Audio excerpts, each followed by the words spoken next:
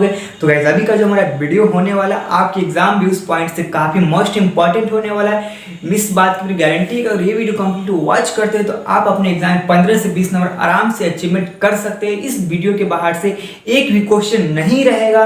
जो इस वीडियो के अंदर क्वेश्चन ऑब्जेक्टिव एंड सब्जेक्टिव दोनों को कवर किया जाएगा। जो भी क्वेश्चन रहेगा वो बीएम रहेगा, बार बार जो रिपीटेड क्वेश्चन सब रहेगा वही क्वेश्चन रहेगा और ट्रिक बेस पे रहेगा। और इस वीडियो के बाहर से एक भी क्वेश्चन नहीं रहेगा गाइस, इस बात की मेरी गारंटी है आपसे। तो गाइस क्लास स्टार्ट करने से पहले एक मोटिवेशनल लाइन हो जाए जो हम पूरे क्लास एनर्जेटिक एंड मोटिवेटेड। ध्यान दीजिएगा, आप जब भी पढ़िए ना, आप ये मत सोचिए कि हम दोपहर में पढ़े, नाइट में पढ़े, बस ये बात सोच के पढ़िए ना कि हमको अपने एग्जाम में टॉप 10 कि लिस्ट में आना है, हमको रैंक हासिल करना है, चाहे किसी भी तरह। आप दोपहर में पढ़ो, नाइट में पढ़ो, ये कभी मैटर नहीं करता है। हमेशा याद रखना है किससे लड़ना, रातों से लड़ना, बातों से लड़ने से काम हमको नहीं चलेगा। तो चलिए जो वेरी इंपॉर्टेंट क्वेश्चन सब ऑब्जेक्टिव एंड सब्जेक्टिव क्वेश्चन तो कवर करना स्टार्ट करते हैं। तो चलिए हम देखना स्टार्ट करते हैं। मेरा जो अकाउंटेंसी एसवीटी पब्लिकेशन जैसा कि आप देख रहे हैं और मॉडल पेपर भी है काफ़ी एनालाइज करने के बाद, और इसका पीडीएफ आपको जो अपना चैनल का नेम है उसी नेम से टेलीग्राम चैनल भी है, आप वहाँ से जाके इसका पीडीएफ डाउनलोड कर सकते हैं। तो जैसा कि आपको पहले बताया, इसके अंदर ऑब्जेक्टिव एंड सब्जेक्टिव दोनों क्वेश्चन को देखा जाएगा। तो चलिए हम सबसे पहले ऑब्जेक्टिव क्वेश्चन को देखना स्टार्ट करते हैं। तो ये पहले आप ये देखिए, यहाँ जो है ना फास्ट रिवीजन है ना, द्रुत पुनरावलोकन, ये जो इतना वेरी इंपॉर्टेंट है, 5 स्टार है, इसको समझिए। अगर इसको आप अच्छा से कंठस्थ करके याद किए हुए हैं ना तो पूरा क्वेश्चन आप आराम से सॉल्व कर सकते हैं, आराम से पूरे क्वेश्चन का आंसर दे सकते हैं ऑब्जेक्टिव एंड सब्जेक्टिव। बस शर्त यही कि इसको एकदम अच्छा से याद होना चाहिए। आपको ये पेज चैप्टर के एंडिंग में मिल जाएगा। तो चलिए मेरा फर्स्ट चैप्टर है एनपीओ, जो है गैर लाभकारी संगठन और गैर व्यापारिक संस्था। अब जैसा कि नाम से स्पष्ट है, इसको उत्तर क्या है, गैर लाभकारी यानी कि नॉन प्रॉफिट, ऐसे संस्था जिसका उद्देश्य प्रॉफिट कमाना नहीं हो, ऐसी संस्था क्या कहते हैं, गैर लाभकारी संगठन कहते हैं। तो इसको रिवाइज कर लेते हैं कि गैर लाभकारी संगठन क्या होता है, ऐसा संस्था जिस संस्था का उद्देश्य लाभ कमाना नहीं बल्कि अपने समाज की सेवा करना, जैसे कि मंदिर हो गया, मस्जिद हो गया। अब बताइए मंदिर मस्जिद का क्या कोई पर्पस है कि हमको प्रॉफिट आए? ऐसी जितनी भी संस्था हो सभी संस्था को क्या कहते हैं, नॉन प्रॉफिट या गैर लाभकारी संगठन कहते हैं। तो चलिए हम पहले ऑब्जेक्टिव इसका देखते हैं। ठीक है, मेरा ऑब्जेक्टिव है प्राप्ति और भुगतान खाता। ये तो प्राप्ति एवं भुगतान खाता हुआ, आय व्यय खाता हुआ, आर्थिक चिट्ठा क्या हुआ, बैलेंस शीट, ये सब तो इतना इंपॉर्टेंट है ना कि ये सब क्वेश्चन रहेगा, चाहे फर्स्ट सिटिंग पूछे, सेकंड सिटिंग पूछे, बट ये क्वेश्चन रहेगा। इसलिए इस सब क्वेश्चन में तो कोई मर्जी से यानी कि एडजस्टमेंट कीजिए, इस सब एकदम 100% याद होना चाहिए। वैसे प्राप्ति और भुगतान खाता जो खाता है ना, ये कौन सा खाता है, तो प्राप्ति और भुगतान खाता ये जो है ना रियल अकाउंट है, वास्तविक खाता है। ठीक है, और सेकंड आ गया आय व्यय खाता, वेरी इंपॉर्टेंट क्वेश्चन। ये सब क्वेश्चन नहीं एग्जाम में पूछे तो हो ही नहीं सकता ऐसा, चाहे किसी भी सेशन का एग्जाम हो। आय व्यय खाता है क्या है, ये नॉमिनल अकाउंट है, ये नाम मात्र खाता है। तो इसका आंसर क्या होगा, इसका आंसर होगा सी होगा, नाम मात्र खाता। अब है वसीयत को मानना चाहिए। पहले हम ये समझ लेते वसीयत होता क्या है। देखिए वसीयत उसको बोलते हैं ना जो हमको पूर्वज के थ्रू मिला हो, जैसे कि हमारे दादा कुछ ज़मीन खरीद कर कुछ बिल्डिंग बना के चले गए, तो हमारे लिए क्या हो गया, वसीयत हो गया। अब हमारा रिस्पॉन्सिबिलिटी बनता है कि हमारे पूर्वज जो है लैंड या बिल्डिंग बना के गए, खरीद के गए हैं, तो उसको हमको बेचने का नहीं, लुटाने का नहीं, उसको हमको संजोग के रखना चाहिए। क्या आप भी अपने दादा या परदादा का जो भी है क्या उसको लुटा देते नहीं ना, उसको संजोग के रखते, अच्छे से रखते हैं। और हमारा भी लायबिलिटी बनता है कि अपने दादा की संपत्ति हो जो भी, उसको हमको संभाल के रखे, उसका और हम डेवलप करें। तो क्या होना चाहिए इसका आंसर, आप बता सकते हैं क्या होगा, क्या है इसका आंसर, क्या होगा पूंजी, क्या होगा इसका, दायित्व होगा, ए होगा, लायबिलिटीज होगा। तो चलिए क्वेश्चन नंबर मेरा 4 है कि गैर व्यापारिक संगठनों का आजीवन शुल्क माना जाता है। आजीवन शुल्क जो है ना उसको हम क्या मानते हैं, आप लोग कमेंट कर बताइए, इसको पूंजीगत प्राप्ति मानेंगे या आएगा। देखिए आजीवन शुल्क है ना, उसको हम कैपिटल पूंजीगत प्राप्ति मानेंगे। आजीवन शुल्क एक ही बार देते, बार बार इसको रिपीटेड नहीं करते। तो इसका जो आंसर होगा ए होगा। ठीक है, अब 5 है मेरा, गैर व्यापारिक संस्था की मानदेय का भुगतान है ऑनरेरियम। ऑनरेरियम क्या होता है पहले ये समझिए क्या होता है। ऑनरेरियम ये होता है ना कि कोई गेस्ट आया, आपका कोचिंग इंस्टीट्यूट है, आप प्रोग्राम किए, उसमें आपके एरिया का एमएलए आ गए, ठीक है ना, आपके डिस्ट्रिक्ट का एमएलए आ गए, तो आप उसको चादर दे दिए या बुक्के दे दिए या कुछ दे दिए, तो उसी को हम बोलते हैं ऑनरेरियम, यानी कि सम्मानपूर्वक उसको जो हम दे। अब बताइए आपको जो उसको ऑनरेरियम चादर दिए या बुक्के दिए, इस समय क्या आपका खर्चा ना हुआ, एक्सपेंस ना हुआ, तो इससे इनकम भी नहीं हुआ, एसेट्स भी नहीं हुआ, तो क्या होगा, एंड एक्सपेंस होगा। एक क्या है, एक व्यय है। समझ गए, ऑनरियम क्या है, भी क्लियर हो गया कॉन्सेप्ट, और ये भी क्लियर हो गया कि ये क्या है, एक्सपेंस है, खर्च। अब है कि यदि स्पष्ट कुछ ना दिया हो तो प्रवेश शुल्क को माना जाता है। यदि स्पष्ट रूप से नहीं दिया गया कि प्रवेश शुल्क क्या है, पूंजीगत प्राप्ति है या आयगत प्राप्ति है, तो इसको हम क्या मानेंगे, इसको हम ना मानेंगे ना, हम इसको मानेंगे हम आयगत प्राप्ति। यदि स्पष्ट नहीं दिया रहे कि पूंजीगत है या क्या है, तो इसको हम क्या समझेंगे, आयगत प्राप्ति, इंटरेस्ट फी जो है। चलिए क्वेश्चन नंबर 6 हो गया। इस तरह से हम टोटली क्वेश्चन देखेंगे तो वीडियो काफ़ी लॉन्ग हो जाएगा, कुछ कॉन्सेप्ट वाला क्वेश्चन है उस। चलिए अब है मेरा क्वेश्चन, आय व्यय खाता की अधिकता को कहा जाता। अब महाराज आप ही बताइए, अधिकता को हम क्या कहते हैं, एक्स्ट्रा मिल गया, अधिकता आ गया तो हम उसको बोलते हैं सरप्लस बोलते हैं, अधिशेष बोलते हैं। अधिकता को क्या बोलते हैं हम, सरप्लस या अधिशेष। ये कहाँ से निकलता है, आय व्यय के खाता से निकलता है अधिकता, ठीक है। अब लाभ न कमाने वाली संस्था लाभ न कमाने के लिए स्थापित संस्था तैयार करती है। अब ये बताइए, जो पूछ रहा है ना कि जो संस्था लाभ न कमाने के लिए वो कौन कौन सा अकाउंट बनाता है, व्यापारिक हो गया, ट्रेंडिंग हो गया, इनकम एंड या आय व्यय। तो इसका आप कमेंट करके बताइए कि इसका वैसे आंसर क्या होना चाहिए, क्या बनाता। आय जो लाभ न कमाने वाली संस्था होता है ना, वो जो है ना तैयार जो करता है ना, वो आय व्यय खाता तैयार करता है, इनकम एंड एक्सपेंडिचर अकाउंट। चलिए ठीक है। अब निम्न में से कौन सा मद प्राप्ति एवं भुगतान खाते में जाएगी। और एक बात याद रखिए कि आपका जो प्राप्ति एवं भुगतान खाता का जो क्वेश्चन है ये वेरी इंपॉर्टेंट है, इसको आप याद करके रखिएगा। अगर आप प्राप्ति एवं भुगतान खाता और आय व्यय खाता दोनों में अंतर आपको अच्छा से कॉन्सेप्ट क्लियर नहीं रहेगा तो आपको बहुत सारे प्रॉब्लम फेस करना पड़ जाएगा। इसलिए आप ये दोनों एकदम अच्छा से रट के और अच्छे से याद करके रखिएगा। तो वैसे मैं इसका आंसर बता देता हूँ कि निम्न में से कौन सी मद प्राप्ति एवं भुगतान खाते में जाएगी। अब बताइए, आउटस्टैंडिंग है, हास है, आजीवन शुल्क है या उपार्जित व्यय है, इसका क्या आंसर होना चाहिए। तो इसका जो है ना बाबू, लाइफ मेंबरशिप फी जो है, इसका answer C is the right answer होगा। चलिए ठीक है।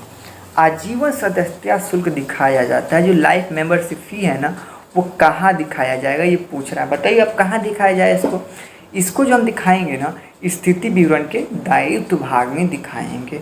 ओके, अब आगे देखते हैं। मेरा क्वेश्चन नंबर 11 है। अब ये पूछ रहा है कि प्राप्ति एवं भुगतान खाता है, इस सामान्य क्या दर्शाता है। आप बताइए क्या दर्शाता है प्राप्ति एवं भुगतान खाता, रिसिप्ट एंड पेमेंट अकाउंट। ये कैश बैलेंस दिखाता है। अब सरप्लस एंड डिफिसिट ये कौन सा दिखाता है, तो आय व्यय खाता दिखाता है, इनकम एंड एक्सपेंडिचर अकाउंट दिखाता है। जो किस प्रकार का खाता है, वो नाम मात्र खाता है, नॉमिनल अकाउंट है। कैश बैलेंस दिखाता है, कैपिटल फंड, शुद्ध एवं नेट प्रॉफिट, ये क्या दिखाता है। आप कमेंट करके बताओ कि इसका आंसर क्या होना चाहिए। तो इसका जो आंसर होगा ना बाबू, ये कैश बैलेंस दिखाता है कि लास्ट में मेरे कितना बैलेंस बचा, ठीक है, ये दिखाता है। ओके, अब आय व्यय खाता तैयार किया जाता है। अब ये पूछ रहा है कि आय व्यय जो खाता है ये किस संस्था द्वारा तैयार किया जाता है। आप बताइए। तो आय व्यय खाता जो है ना, ये नॉन ट्रेंडिंग ऑर्गेनाइजेशन यानी कि गैर व्यापारिक संस्था के द्वारा यह खाता तैयार किया जाता है। चलिए आगे देखिए। मेरा क्वेश्चन है 13 है कि आदत चंदे को दिखाया जाता है। अब ये पूछ रहा आउटस्टैंडिंग सब्सक्रिप्शन। आउटस्टैंडिंग सब्सक्रिप्शन जो है वो किस तरफ दिखाया जाता है, संपत्ति भाग में या दायित्व भाग में या कहाँ दिखाएंगे। तो आउटस्टैंडिंग सब्सक्रिप्शन है ना, तो उसको हम हमेशा दिखाते एसेट साइड में, संपत्ति भाग में दिखाते हैं।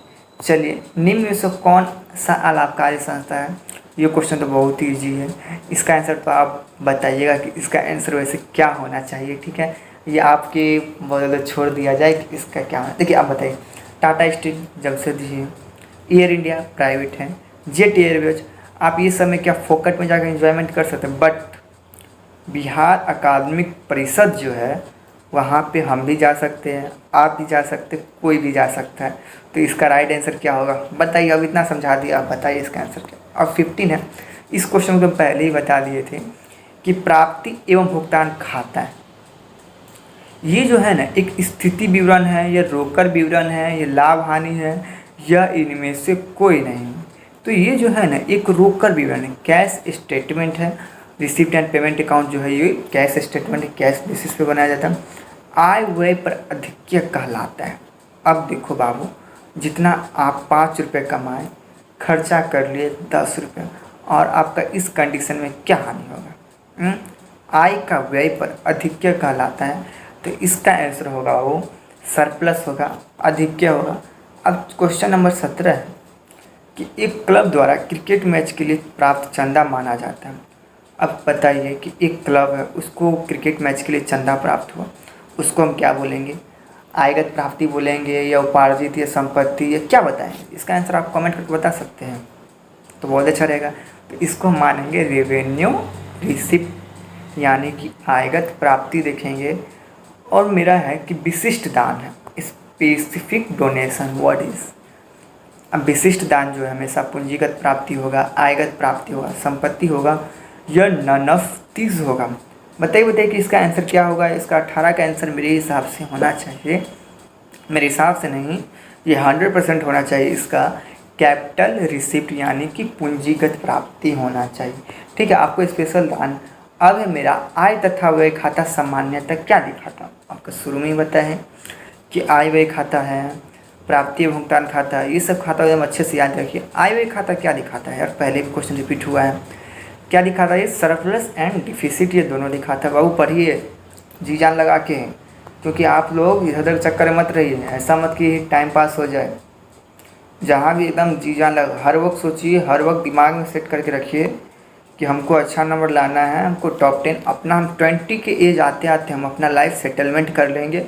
हमेशा ऐसा माइंड में सेट करके रखिए, ऐसा नहीं कि खेल रहे कूद रहे, टाइम वेस्ट मत कीजिए यार, बिल्कुल भी मत कीजिए। ठीक है, चलिए क्वेश्चन देखते हैं। अब निम्न में से कौन सा अलाभकारी संगठन नहीं है? अगर इसी तरह हम देखते रहे ना तो वीडियो बहुत लॉन्ग बन जाएगा। तो बता दीजिए, इसका आंसर बता दीजिए कि निम्न में से कौन सा अलाभकारी संगठन नहीं है? यार बहुत ईजी क्वेश्चन, इसका तो आंसर आप बताओ यार। स्कूल होगा। अब देखो, स्कूल है, हॉस्पिटल है, क्लब है, साजिश अलाभकारी संगठन नहीं है। क्वेश्चन पे फोकस करो। ऐसा ऐसा क्वेश्चन में बहुत सारे लोग गलत कर देते हैं आंसर इसका आते हुए भी कि इसका आंसर क्या होना चाहिए। तो अलाभकारी संगठन नहीं है तो स्कूल भी अलाभकारी में, स्कूल भी फोकट में जा सकते हैं, हॉस्पिटल भी प्राइवेट होता है, क्लब भी गवर्नमेंट का होता है यानी कि सरकारी होता है। अब साझेदारी फॉर्म, पार्टनरशिप फॉर्म का मतलब ये है जहाँ 2 या 2 से अधिक व्यक्ति मिलकर, इस चैप्टर के बाद आपका पार्टनरशिप फॉर्म ही स्टार्ट होगा। ठीक है, तो पार्टनरशिप के बारे में डिटेल में जानेंगे, तो इसका आंसर क्या होगा? पार्टनरशिप फॉर्म होगा।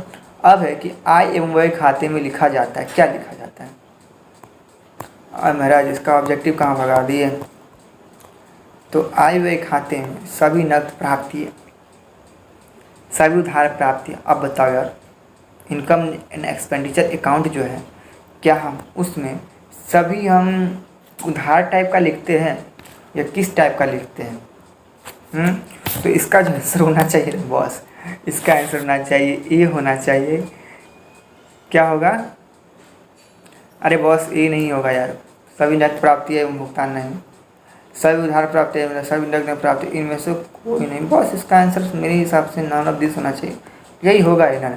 अब बताइए कि निम्नलिखित कथन में से कौन सा कथन से, ये सब क्वेश्चन बहुत लॉन्ग है, इसका आंसर आपको मिल जाएगा। आंसर शीट है नीचे, जैसा कि आप दिखा देते हैं, यहाँ रहा आपका आंसर शीट, आप चेक कीजिए और अपने आप को गेस कीजिए कितना नंबर सही, कितना नंबर। अब समझा देते चंदा क्या।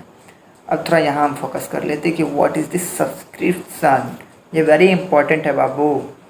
चंदा से आस उस सदस्य शुल्क से जो सदस्य से वार्षिक आधार पर प्राप्त किया जाता है। ऐसा नहीं कि कल भी प्राप्त हो गया, परसों भी प्राप्त हो गया तो इसको हम क्या बोलेंगे? चंदा बोलेंगे महाराज, तो अलग ही चंदा हो जाएगा। क्या होगा ये? जो चंदा सदस्य से चंदा से उस सदस्य शुल्क से जो सदस्यों से वार्षिक आधार पर प्राप्त होता है, हम इसको क्या कहते हैं? चंदा कहते हैं। आई होप कि इसका क्लियर हो गया हो। अब है प्राप्ति एवं भुगतान खाता की 2 विशेषता, अरे बहुत सारा विशेषता है। प्राप्ति एवं भुगतान खाता रियल अकाउंट है, ठीक है, इसमें सही प्राप्तिगत चाहे आयगत हो पूंजीगत हो डेबिट पक्ष में दिखा जाता है। अगर इसी का उल्टा पूछ दे कि क्या पूछ दे, इसी का अपोजिट पूछ दे कि आय व्यय खाता की 2 विशेषता बताए, तो इसी का उल्टा बता दीजिएगा। इसमें ये सब नहीं लिखा जाता है और वो नाम मात्र खाता है। ओके, वेरी इजी है। अब देखो बाबू, वही क्वेश्चन रिपीट हो गया। अब प्राप्ति एवं भुगतान खाता तथा आय व्यय खाता में अंतर बताइए, क्या है? ये एक वस्तु खाता है, एक नाम मात्र खाता है, ये अलग दिन ये नहीं है। कितना ईजी है, सिंपल है बाबू। अकाउंट टफ नहीं है, बस पढ़ने की तरीका होना चाहिए। ठीक है।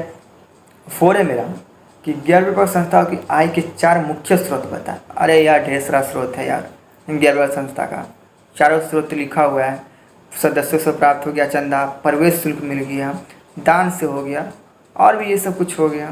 ठीक, अब दान क्या है यार, सिंपल सा क्वेश्चन है यार, इजी क्वेश्चन। देखो जरा जूम करके इसको, दान क्या, व्हाट इज डोनेशन। दान वो राशि है, अब बताओ हम 2 पार्टनर, हम ही आपको पैसा दे देते दान कहलाएगा? अरे बॉस ऐसा बिल्कुल भी नहीं है, ठीक है ना। तो दान वह राशि है जो किसी संस्था को बाहरी व्यक्ति से सामान्य विशेष कार्यों के लिए मिलती है, स्पेशल वर्क के लिए नहीं। बाबू आपको डिनर करने के लिए या चाउमीन खाने के लिए नहीं मिलता है, किसी विशेष कार्य के मिलता है, इसका कोई प्रतिफल नहीं होता, ठीक है।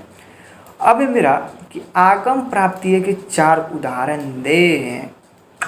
क्या क्या हुआ इसका उदाहरण बाबू? ऑब्जेक्टिव भी रह सकते हैं इसका क्वेश्चन, तो ध्यान से देखो ना बाबू। सदस्य से प्राप्त चंदा, प्राप्त किराया, बैंक में जमा, ये सारी इनकम का था बाबू, इसका था डायरेक्ट सोर्स। अब पूंजीगत प्राप्ति के 2 उदाहरण दे बाबू, हर जगह से तो पूंजी आ रहा है, विशेष दान मिला वहाँ से पूंजी आ गया, आजीवन सदस्यता शुल्क मिला वहाँ से पूंजी आ गई। अब क्या वसीयत, आपको समझा ही चुके हैं। वसीयत वह राशि जो अलाभकारी संस्था किसी व्यक्ति के मरणोपरांत बिल के कारण प्राप्त होती है। अरे बाबू मरणोपरांत यार, कभी कभी जिंदगी जीते जी भी प्राप्त हो जाता है, मरणोपरांत तो बहुत दुखी वाली बात हो गई, बट ऐसा नहीं होना चाहिए। आप कमेंट करके बताइए कि आपके दादा नाना जी है जीवित फिलहाल कि नहीं। आय व्यय खाता क्यों बनाया? अरे बहुत मस्त क्वेश्चन है यार। आप आय व्यय जो खाता है ना, ये क्यों बनाया यार? तो चलिएगा पढ़ते हैं। यह एक विशेष अवधि के अंत में व्यय पर आय की अधिकता या कमी को ज्ञात करने के लिए बनाया जाता है। बताया है ना शुरू में कि इनकम एक्सपेंडिचर अकाउंट जो बनता है किस लिए बनता है? सरप्लस एवं डिफिसिट मालूम करने के लिए बनता है, अधिक्य एवं कमी ज्ञात करने के लिए बनाया जाता है, ठीक है। सिंपल यहाँ लिख सकते हैं कि आय व्यय खाता अधिक्य एवं कमी को ज्ञात करने के लिए बनाया जाता है। किस प्रकार का खाता है ये? वह बाबू वीडियो बहुत लॉन्ग बन रहा है, चलो दिखा देते हैं। PDF आपको इसका हम दे देंगे। PDF कहाँ मिलेगा पहले बता चुके हैं कि अपना टेलीग्राम का जो चैनल है आपका, मेरा, हमारा, सभी का यही है, DK commerce success point SPPD search कीजिएगा, मिल जाएगा चैनल, ज्वाइन कर लीजिएगा और अपना प्यार थोड़ा बरसाते रहेगा, चैनल वगैरह सब्सक्राइब करते रहिएगा। देखेंगे पार्टनरशिप फॉर्म जो है उसका MCQ question and subjective question, very important, जो VBI है, जो मोस्टली VBI जो हमारे एग्जाम में पूछता है, बार बार पूछा गया है। ये वीडियो ऐसे नहीं बन रहा है, क्वेश्चन बैंक में देखा गया है कि ऐसा कौन कौन क्वेश्चन जो बार बार रिपीटेड है, हम उस क्वेश्चन को अभी देखेंगे। साथ में आपको इसका PDF भी आप लोगों को प्रोवाइड कराएंगे, जो आपको इसका PDF मिलेगा वीडियो के डिस्क्रिप्शन में, एंड अपना टेलीग्राम है जो वीडियो अपना जो यूट्यूब चैनल नेम है उसी नेम से टेलीग्राम भी आप वहाँ से जाके ग्रुप ज्वाइन करके टेलीग्राम से PDF डाउनलोड कर सकते हैं। तो चलिए हम देखना स्टार्ट करते हैं। Subscribe now and press the bell icon, never miss an update. तो चलिए हम देखना स्टार्ट करते हैं। पार्टनरशिप फॉर्म जो है मेरा, साझेदारी फर्मों का जो लेखांकन है, इसका साथ MCQ देखेंगे और सब्जेक्टिव क्वेश्चन भी देखेंगे, और जो वेरी इंपॉर्टेंट है, जो वेरी इंपॉर्टेंट है, जो रिपीट करेगा ये क्वेश्चन, वो सब क्वेश्चन देखेंगे। तो सबसे पहले हम ये समझ लें कि साझेदारी फर्म का लेखांकन से क्या अर्थ है, क्या मतलब। देखिए, जब भी 2 या 2 से अधिक व्यक्ति मिलकर किसी संस्था या किसी फर्म को चलाने के लिए सहमत होते हैं तो हम ऐसी संस्था को क्या कहते हैं? साझेदारी फर्म कहते हैं। साझेदारी फर्म में क्या होना चाहिए? कम से कम 2 व्यक्ति होना चाहिए। एक व्यक्ति में कहीं पार्टनरशिप नहीं हो सकता है। जब भी 2 व्यक्ति होगा तभी वो फर्म पार्टनरशिप कहलाएगा। और किसी संस्था या किसी फर्म पार्टनरशिप की अधिकतम संख्या सामान्यतः 50 होता है और मैक्सिमम का कोई लिमिट नहीं, बट बुक में जो है ना ये 50 तक ही है कि मिनिमम 2 है और मैक्सिमम कितना हो सकता है? मैक्सिमम 50 हो सकता है। वो फर्म पे डिपेंड करता है कि आपका फर्म, आपका कंपनी किस प्रकार का है, और उसी तरह से आप अपने कंपनी में मेंबर यानी कि पार्टनरशिप शामिल कर सकते हो। तो चलिए हम देखते हैं कि साझेदारी फर्म का संबंध होता है। अब बताइए कि साझेदारी फर्म का संबंध क्या था। क्वेश्चन समझिए क्या कर रहा है कि साझेदारी फर्म जो है किससे संबंध रखता है? तो किससे? इसका जो स्वामी होगा या एजेंट एवं स्वामी, तो इसका आंसर सिंपल होगा, जो ओनर होगा उसी से न संबंध रखेगा, जो एजेंट होगा। चलिए क्वेश्चन नंबर 2 है मेरा कि साझेदारी स्थापित करने के लिए कम से कम कितने व्यक्ति को होना चाहिए? इसका हम आंसर पहले ही आपको दे चुके हैं कि कभी भी एक व्यक्ति में पार्टनरशिप कहला सकता है, जब भी दो व्यक्ति नहीं होगा तब तक वो फॉर्म पार्टनरशिप नहीं कहलाएगा। इसलिए साझेदारी होने के लिए, साझेदारी स्थापित करने के लिए मिनिमम 2 व्यक्ति होना चाहिए और अधिकतम कितना 50 होना चाहिए। ठीक है। क्वेश्चन नंबर मेरा 3 है कि फर्म के लिए साझेदार के आहरण पर ब्याज है।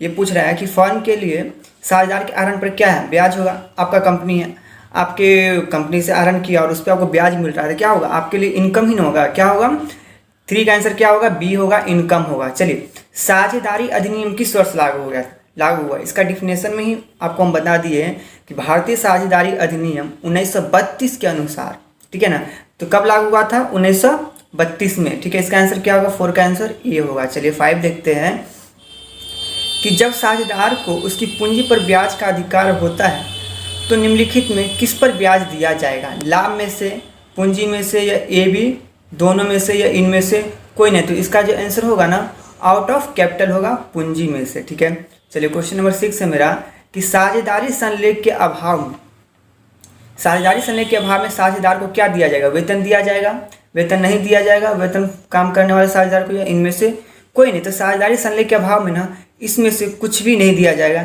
नहीं वेतन दिया जाएगा, नहीं कमीशन वगैरह, कुछ भी नहीं। अरे एग्रीमेंट कुछ बना ही नहीं हुआ, कुछ समझौता ही नहीं, तो कैसे ये सब दे देंगे।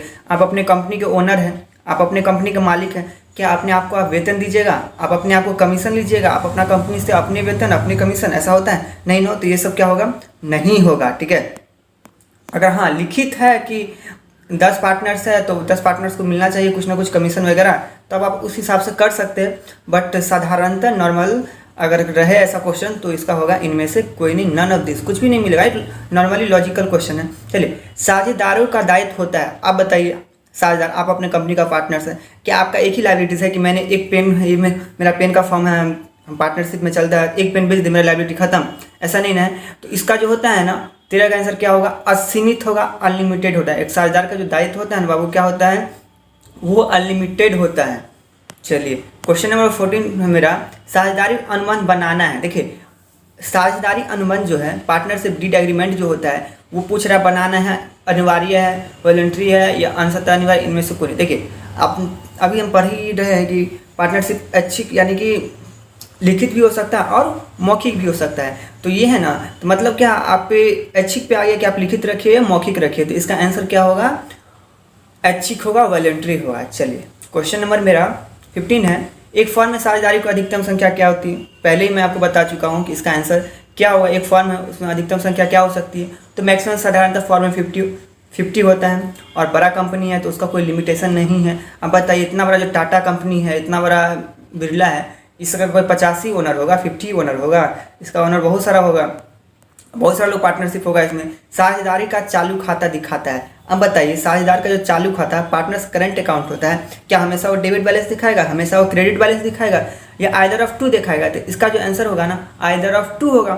सिंपली बात है, अगर करंट अकाउंट है तो कभी डेबिट भी हो सकता है और कभी क्रेडिट भी हो सकता है। एक और बता दे कि करंट अकाउंट क्या है। आप लोग जो बैंक अकाउंट यूज करते हो, कौन सा अकाउंट यूज करते हैं, करंट अकाउंट यूज करते हैं। और करंट अकाउंट क्या होता है, व्यक्तिगत खाता होता है। पूछ भी सकता है ऐसा क्वेश्चन। देखिए, ये सब वेरी इंपॉर्टेंट है, 2020 में पूछा है। चलिए, इनमें से आप क्वेश्चन नंबर 18 है कि इनमें से कौन साझेदार की विशेषता नहीं है।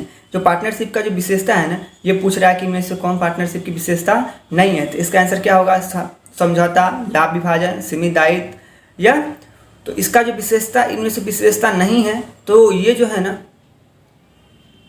सीमित दायित्व, लायबिलिटीज पहले बता चुके हैं कि किसी पार्टनर से, किसी साझेदार का ये नहीं होना चाहिए कि मेरा सीमित दायित्व या सीमित लायबिलिटी, एक पेन बेच दिए मेरा काम खत्म हो गया, तो ऐसा नहीं होगा। तो 18 का आंसर क्या होगा, सी होगा। चलिए क्वेश्चन नंबर 19 है कि किसी समझौता के अभाव में साझेदार के लाभ हानि का विभाजन किया जाता है। अब देखिए, कोई समझौता नहीं बना हुआ, कोई एग्रीमेंट नहीं बना हुआ, अब कंडीशन आया प्रॉफिट एंड शेयर करने का, प्रॉफिट एंड लॉस जो उसको हम बंटवारा करने का, तो हम सिंपली इसको कैसे करेंगे, इक्वली हम कर लेंगे। तो इसका आंसर क्या होगा, बराबर होगा। चलिए क्वेश्चन नंबर 20 है मेरा, लाभ हानि नियोजन खाता बनाया जाता है। जो लाभ हानि नियोजन खाता बनाया जाता है ना, किसके लिए बनाया जाता है, संचय को, उसके लिए, शुद्ध लाभ निकालने के लिए। चलिए हम इसका और ऑप्शन देखते हैं कि और ऑप्शन कहाँ है इसका, दोनों ऑप्शन से तो नहीं होगा। तो इसका जो होगा ना, विभाजन लाभ निर्धारण करने के लिए ही ना बनाते हैं, प्रॉफिट एंड लॉस अकाउंट, ठीक है ना, कि किसको किस तरीके से किसको कितना प्रॉफिट मिले। तो सिंपली इसका आंसर क्या होगा, सी होगा। चलिए 21 है कि साझेदार के द्वारा, ये है कि साझेदार के द्वारा फर्म को दिए गए अग्रिम पर ब्याज है, वो क्या है, विनियोजन है, लाभ है।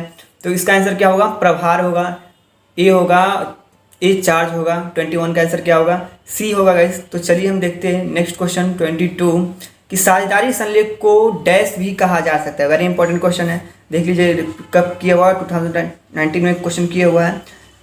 अब है मेरा साझेदारी संलेख को डैश भी कहा जा सकता है, क्या कहा जा सकता है, तो इसको है ना आर्टिकल ऑफ पार्टनरशिप कहा जा सकता है। 22 का जो आंसर होगा ना वो डी होगा, आर्टिकल ऑफ पार्टनरशिप होगा, ठीक है। आप लोग भी चेक कीजिए कि आप लोग का कितना सही हो रहा है और कितना गलत हो रहा है। एक क्वेश्चन तो सोल्यूशन वाला, वैसे इसका बता दें कि इसको सोल्यूशन कीजिएगा तो कितना इसका आंसर आएगा, 3,50,000 आंसर आना चाहिए, ठीक है। अब पूछ रहा चालू खाता, इसका आंसर पहले ही आपको बता चुके हैं कि करंट अकाउंट कौन सा अकाउंट है या किस प्रकार का खाता है। तो इसका आंसर क्या होगा, तो ये होगा ना पर्सनल अकाउंट है, व्यक्तिगत खाता है। आप जो खाता यूज करते हैं करंट अकाउंट ही यूज करते हो, चाहे किसी भी बैंक में SBI हो, इंडियन हो या सिंडिकेट बैंक हो। तो इसका आंसर क्या होगा, राइट आंसर पर्सनल अकाउंट, ए व्यक्तिगत खाता, ठीक है। साझेदार का चालू खाता बनाया जाता है, तब बनाया जाता है जब साझेदार की पूंजी रखी जाती है। अब ये पूछ रहा है कि साझेदार का जो करंट अकाउंट्स बनाया जाता है वो किस कंडीशन में बनाया जाता है, कौन सा अकाउंट रखता है पार्टनर्स। तब देखिए परिवर्तनशील आधार पर रखता है, अस्थाई पर रखता है, या दोनों ही परिस्थिति में, या इनमें से कोई नहीं। तो इसका जो आंसर होगा ना बाबू, जब फिक्सेड रहता है ना तभी ये करंट अकाउंट रखता है। तो इसका आंसर क्या होगा 25 का, तो 25 का जो आंसर होगा ना बाबू वो बी होगा, ठीक है ना। अब देखिए क्वेश्चन नंबर 26 है मेरा कि साझेदारी संलेख के अभाव में साझेदार हकदार नहीं है। आप ही बताइए अगर साझेदार संलेख नहीं बना रहेगा तो साझेदार क्या चीज़ का हकदार नहीं वेतन पाने का, कमीशन पाने का, पूंजी पर ब्याज पाने का। तो अब सिंपली इसका तुमको आंसर बताने की जरूरत नहीं, आप आराम से इसका आंसर दे सकते हैं। तो इसका जो आंसर होगा बाबू क्या होगा, उपयुक्त ऑल ऑफ द एबव होगा। चलिए क्वेश्चन नंबर 27 हम देखते हैं कि साझेदारी समझौता के अभाव में साझेदार को पूंजी पर ब्याज दिया जाएगा। बताइए, दिया जाएगा। अगर साझेदारी समझौता के अभाव है तो उसमें जो है ब्याज देना चाहिए। आई थिंक नहीं, 100% सही होना चाहिए जो बताएंगे, ठीक है ना। ब्याज दिया जाना चाहिए, नहीं दिया जाना चाहिए। क्या होगा अगर साझेदारी समझौता के अभाव में अगर पार्टनरशिप एग्रीमेंट या रूल या मेथड नहीं बना हुआ है तो उस कंडीशन में हम उसके कैपिटल पे, उसके पूंजी पर हम कोई भी ब्याज नहीं देंगे। तो इसका आंसर क्या होगा, डी होगा, नन ऑफ दिस होगा। चलिए क्वेश्चन नंबर 28 आते हैं हम। अरे क्वेश्चन तो रिपीट कर दिया है। एक सामान्य साझेदार की अधिकतम संख्या क्या हो सकती है, पहले ही बता चुके हैं। एक साझेदार की अधिकतम संख्या क्या हो सकती है, तो मैक्सिमम जो हो सकती है ना 50 हो सकती है, मिनिमम कितना हो सकता है, तो 2 हो सकता है। देख लिया क्वेश्चन रिपीट कर रहे हैं ना। अब निम्न में से कौन सा लाभ का नियोजन है, ऋण पर ब्याज है, पूंजी पर ब्याज है, वेतन है या डी रेंट है। तो इसका जो आंसर होगा ना बाबू क्या होगा, इसका आंसर इंटरेस्ट ऑन कैपिटल है, ठीक है। क्या पूंजी पर ब्याज है। क्वेश्चन नंबर 30 मेरा कि साझेदार की पूंजी पर ब्याज की गणना होती है। अब जो साझेदार की जो पूंजी है उसमें प्रारंभिक पूंजी पर, अंतिम पूंजी पर, औसत पूंजी पर, या इनमें से कोई नहीं। तो इसका जो होगा जब भी हम करेंगे, जब भी कैलकुलेशन करेंगे तो हम ओपनिंग कैपिटल पे ही ना करेंगे, क्लोजिंग कैपिटल पे तो कुछ निकलेगा नहीं। क्या निकलेगा, ओपनिंग कैपिटल पे ही निकलेगा। तो क्या होगा इसका आंसर 30 का ए। चले 31 है मेरा, साझेदार की पूंजी खाते के प्रारंभिक शेष क्रेडिट किया जाता है। अब साझेदार का पूंजी का जो प्रारंभिक खाते का जो शेष है वो क्रेडिट किया जाता है। वो कहाँ किया जाता है, पूंजी पर ब्याज पर, आहरण पर ब्याज पे, ड्राइंग पे, या शेयर इन लॉस पे किया जाएगा। तो किस पर किया जाएगा, तो इंटरेस्ट ऑन कैपिटल पे किया जाएगा, ठीक है ना। यही ना होगा, इंटरेस्ट ऑन कैपिटल ही ना होगा। चलिए साझेदारी फर्म में लाभ हानि का विभाजन किया जाता है। अब बताइए साझेदारी फर्म में जो लाभ हानि का विभाजन किया जाता है किसके आधार, बराबर किया जाता है। बराबर कब किया जाता है, जब कोई एग्रीमेंट नहीं बना हुआ है, साफ लिखा हुआ रहे क्वेश्चन में कि ये अनुबंध नहीं बना हुआ, उस कंडीशन में हम बराबर कर लेंगे। पूंजी के अनुपात में तो समझौता है। तो यहाँ ऑप्शन दिया हुआ, ऑप्शन में फोकस करने वाली बात यही है। अब जल्दी कीजिएगा, कुछ भी टिक, क्योंकि आंसर यहाँ पे सभी सही लग रहे हैं। बराबर भी हो सकता है, पूंजी के अनुपात में भी हो सकता है। अब मेन हाईलाइट करने वाली क्वेश्चन ये रहा, सी ऑप्शन है, समझौता के अनुसार। जैसे समझौता बना, किसी का समझौता बना हो कि बाबू तुम 10 रुपये ले लो, नहीं हम 10 रुपये रखेंगे और तुमको 1 रुपये देंगे। समझौता है, मानना पड़ेगा। जो समझौता हुआ बाकी तो सब हवा खाने गया, जो समझौता है वो मायने रखता है। तो क्या होगा इसका आंसर, समझौता के अनुसार, एज पर एग्रीमेंट।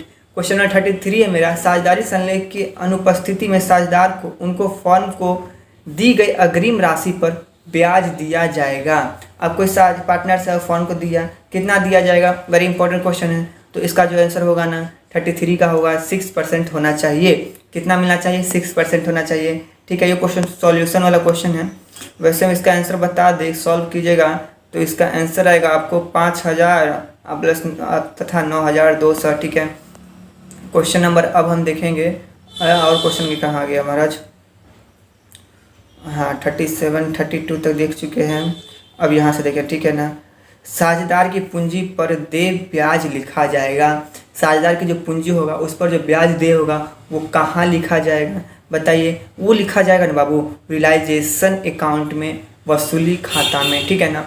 चलिए क्वेश्चन 36 है। चल या परिवर्तनशील विधि का या फ्लक्चुएटिंग जो बोलते हैं हम, ठीक है ना, अंतर्गत साझेदार की पूंजी खाते को क्रेडिट किया जाता है तो कहाँ क्रेडिट किया जाएगा, लाभ हानि खाता में, ब्याज खाते में, साझेदार खाते में, या इनमें से कोई नहीं। तो इसको जो क्रेडिट किया जाएगा ना साझेदार के पूंजी खाते में ही किया जाएगा। चलिए समझ गए हो।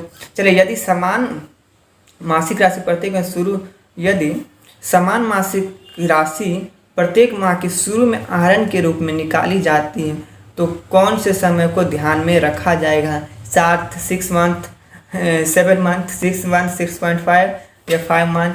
तो इसका जवाब रखा जाएगा ध्यान, क्या होगा इसका आंसर 6.5 मंथ को ध्यान में रखा जाएगा। चलिए क्वेश्चन नंबर मेरा 38 है। इतना ऑब्जेक्टिव है ना, इसके अलावा और कहीं भी मत देखिए, कहीं भी ध्यान मत दीजिए। ठीक है ना, ये वेरी इंपॉर्टेंट क्वेश्चन, आप देख रहे हैं ना कितना इंपॉर्टेंट क्वेश्चन सब है। चलिए विवेक के लिए आहरण पर 12%, इसका भी आपको सोल्यूशन करना होगा।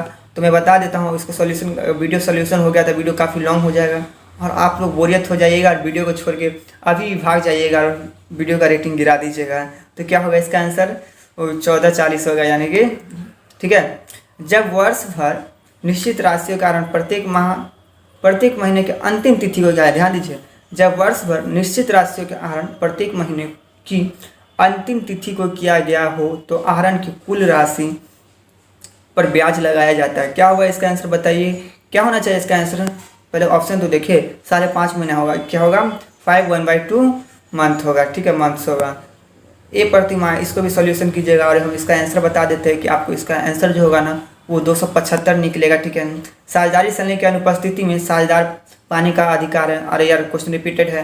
देखिए किसी चीज साझेदार सलने की अनुपस्थिति में आप वेतन दिया जाएगा, पूंजी का अनुपात में हिस्सा लाभ में, ये सब क्या होगा ना, नाना जैसे आंसर होगा। चलो इसको हटाओ, इनमें से कोई नहीं है ना। 42 साझेदार के आहरण पर ब्याज है, व्यवसाय के लिए हानि है। साझेदार के आहरण पर जो ब्याज है, ये भी क्वेश्चन, व्यवसाय के लिए हानि है, व्यवसाय के लिए लाभ है, साझेदार को लाभ है या बैंक को लाभ है, लॉस, बैंक को हानि है। क्या होगा इसका आंसर महाराज। तो व्यवसाय के लिए क्या है, लाभ है, प्रॉफिट हो। ठीक है, नॉट सिंपली बात है यार, ब्याज मिल रहा है कंपनी को, पैसा तो मिलेगा ही, तो इसके लिए उसको क्या है, प्रॉफिट है। किसको प्रॉफिट होगा, तो प्रॉफिट टू बिजनेस होगा। परिवर्तनशील पूंजी खाते क्रेडिट किया जाता है पूंजी पर ब्याज से प्राप्त वर्ष से लाभ से साझेदार के पारिश्रमिक से, या इनमें से सभी तक। इसका आंसर जो होगा ना बाबू ऑल ऑफ दिस होगा। चलिए ठीक है। ऋण पर ऋण पर ब्याज है, ऋण पर जो ब्याज है ना वो क्या है, ऋण पर ब्याज है, संचालन व्यय है, प्रत्यक्ष व्यय, अप्रत्यक्ष व्यय है, ये सभी है। तो बाबू ये जो है ना एक इनडायरेक्ट एक्सपेंसेस है, अप्रत्यक्ष व्यय है। ठीक है ना। साझेदारी हो सकती है, क्या हो सकती है, साझेदार हो सकती है सीमित, क्या क्वेश्चन है, साझेदारी हो सकती है सीमित असीमित, इनमें से कोई नहीं। अच्छे तो 45 अभी हमको भी क्वेश्चन कन्फ्यूज कर रहा है कि इसका आंसर क्या हो सकता है। तो इनमें से, हाँ यार इनमें से सभी हो सकता है, इनमें से सभी ऑप्शन देखा ही नहीं। देखो सीमित भी हो सकता है, असीमित भी हो सकता है, अच्छी भी हो सकता है, तो ये सारे हो सकता है। अब हम देखेंगे सब्जेक्टिव क्वेश्चन। ठीक है, तो सब्जेक्टिव क्वेश्चन देखना स्टार्ट करते हैं। टेंशन मत लीजिए, इसका आपको PDF भी मिलेगा, PDF मिलेगा तो वहाँ से आप आराम से कर सकते हैं। सिंपल इस क्वेश्चन है। अब देखेंगे, अब वक्त है सब्जेक्टिव क्वेश्चन देखने का। ठीक है, तो सब्जेक्टिव क्वेश्चन थोड़ा हम फोकस करें। ठीक है, कि देखिए क्वेश्चन कर रहा है कि साझेदारी की परिभाषा दे, तो सिंपली आपको परिभाषा देना है कि भारतीय साझेदारी अधिनियम 1932 के अनुसार जब भी 2 या 2 से अधिक व्यक्ति मिलकर किसी संस्था को चलाने के लिए सहमत होते हैं और साथ में अपना प्रॉफिट एंड लॉस को बंटवारा करने के लिए सहमत होते हैं, तो हम ऐसी संस्था को साझेदारी कहते हैं या साझेदारी फर्म कहते हैं या पार्टनरशिप कहते हैं। ठीक है। अब मेरा सेकंड है कि एक फर्म के लिए साझेदारी की न्यूनतम अधिकतम संख्या क्या हो सकती है? तो सिंपली आपको पहले बताया है कि सभी प्रकार के फर्म के लिए, सभी प्रकार साझेदारी फर्म के लिए न्यूनतम संख्या 2 हो सकती है और मैक्सिमम साधारण फर्म के लिए कितना होगा 50 होगा। कितना होगा? 50 होगा। चलिए साझेदार फर्म क्या है, इसकी विशेषता बताइए। वही क्वेश्चन है, वही चीज़ है, 2 या 2 से अधिक व्यक्ति होना चाहिए, साझेदार के बीच संबंध होना चाहिए, वैध कारोबार होना चाहिए, है ना। 2 या 2 से अधिक व्यक्ति होना, साझेदार के बीच ठहराव होना चाहिए। ऐसा नहीं कि हम आज पार्टनरशिप किए और परसों हम एक लड़का छोड़ के चला गया, तो ऐसा नहीं होना चाहिए। स्वामी तथा एजेंट का संबंध होना चाहिए। बैंक, ठीक है, वैध कारोबार के द्वारा होना चाहिए, द्वारा लाभ कमाना, ठीक है, वैध कारोबार। ऐसा नहीं कि दारू बैन है तो हम दारू का धंधा स्टार्ट करके पार्टनरशिप, तो वो क्या होगा? अवैध होगा, उसको नहीं। जैसा कि हम सभी जानते हैं क्या है, कंपनी क्या है? एक आर्टिफिशियल पर्सन है। कंपनी का अपना लोगो होता है, कंपनी का अपना मोहर भी होता है, ठीक है। ये क्वेश्चन देख लिए। अब देखते हैं क्वेश्चन हम लाभ विभाजन। ये क्वेश्चन तो वेरी इंपॉर्टेंट है बाबू, इसको तो आप किसी भी तरह आप स्क्रीनशॉट लो या रटो, आप जिस भी तरीके से करो आप, लेकिन इसको करो। ये जो अस्थायी पूंजी या परिवर्तनशील पूंजी में जो अंतर पूछ रहा है ना, ये वेरी इंपॉर्टेंट क्वेश्चन है। ये क्वेश्चन रहेगा ही आपके एग्जाम में, इसलिए आप इसका स्क्रीनशॉट लेना चाहते हैं तो आप इसका स्क्रीनशॉट भी ले सकते हैं, ठीक है। अब ये पूछ रहा है लाभ विभाजन अनुपात क्या है? What is profit sharing ratio? तो लाभ विभाजन अनुपात वह अनुपात है जिसके आधार पर साझेदार द्वारा व्यवसाय के लाभ का बंटवारा किया जाता है। सिंपली सवाल, लाभ विभाजन अनुपात वह अनुपात है जिसके आधार पर साझेदार क्या है, साझेदार द्वारा व्यवसाय में लाभों का बंटवारा किया जाता है। एकदम इजी है ना। चलिए और है क्वेश्चन मेरा, देखते हैं। साझेदारी संलेख की अनुपस्थिति में लागू होने वाली साझेदारी अधिनियम की किन्हीं 4 व्यवस्था को उल्लेख कीजिए। सिंपल है, लाभ हानि क्या? समान रूप में बंटवारा होगा, इक्वली बंटवारा होगा। पहले ही बता चुके क्या होगा बंटवारा? इक्वली होगा। किसी भी साझेदार को पारिश्रमिक नहीं दिया जाएगा, ठीक है, वेतन नहीं दिया जाएगा, कमीशन नहीं दिया जाएगा। ऑब्जेक्टिव क्वेश्चन हम देखे थे इसको। और साझेदार के ऋण पर जो है ना 6% प्रतिवर्ष के ब्याज दिया जाएगा। साझेदार को पूंजी पर ब्याज नहीं दिया जाएगा। ऐसा नहीं कि कोई पार्टनर्स 10 लाख कैपिटल लगाए, 10 लाख पूंजी लगाया तो उससे ब्याज मांगे, तो ऐसा नहीं होगा। जब साझेदार संलेख अनुपस्थिति रहेगा, मतलब पार्टनरशिप डीड एग्रीमेंट जो है वो नहीं बना रहेगा तब, ठीक है। क्वेश्चन नंबर मेरा 8 है कि साझेदार को सामूहिक रूप से क्या कहा जा सकता है? साझेदार को सामूहिक रूप से क्या कहा जाता है? सिंपली बात है, फर्म कहते हैं हम। साझेदारी का डिफिनेशन लेकर कहाँ पे आ जाता है? फर्म कहलाता है, संस्था कहलाता है, तो वही उल्टा कर दिया है। समझ गए क्वेश्चन को? चलिए, फर्म है, साझेदारी संलेख क्या है? अब साझेदार संलेख हमको बताने की जरूरत नहीं है कि ये क्या है, आप लोग आराम से बता सकते हैं। साझेदार से पारिश्रमिक अधिकार एवं कर्तव्य का जो रूल रेगुलेशन है, जो क्रांतिकारी है, कि किसको क्या करना है, किसको कितना प्रॉफिट मिलेगा, ये सभी उसमें लिखित रहता है। कौन कितना दिन पार्टनरशिप बना रहेगा, ठीक है ना, ये सब लिखित रहता है। उसमें किसको कितना ब्याज दिया जाएगा। साझेदार की अस्थायी पूंजी से क्या आशय है? साझेदार के अस्थायी पूंजी से क्या आशय है, ठीक है।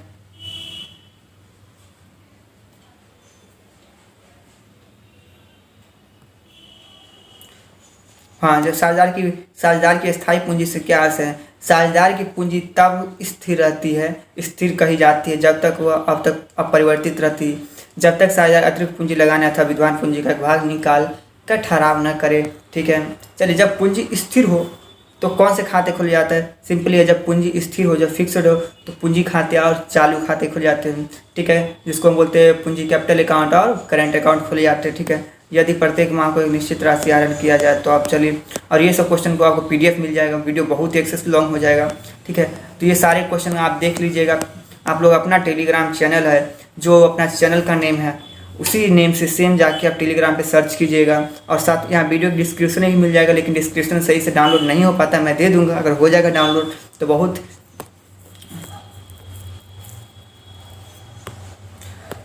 तो अब यहाँ तक देख लिए। अगर आप चाहते हैं तो इसका PDF लेना चाहते हैं ना, तो PDF आपको वहाँ पे मिल जाएगा। अपना टेलीग्राम चैनल है जो। तो hello guys and welcome back to channel. तो कैसे आप सभी? आई होप कि आप अच्छे होंगे, मस्त होंगे, मलंग होंगे।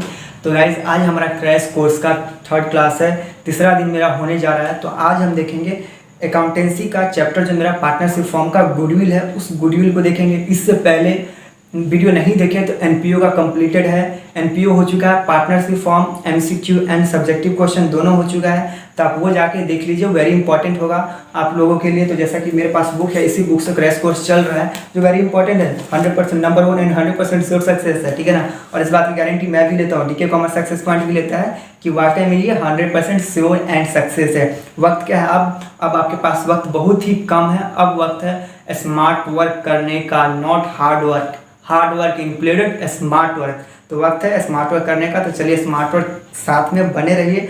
और अभी चलेगा क्रैश कोर्स में चलेगा, क्या चलेगा, गुडविल चलेगा, जिसका हिंदी में होता है ख्याति, MCQ and subjective question very important है, उसको स्पेशल हाईलाइट किया जाएगा।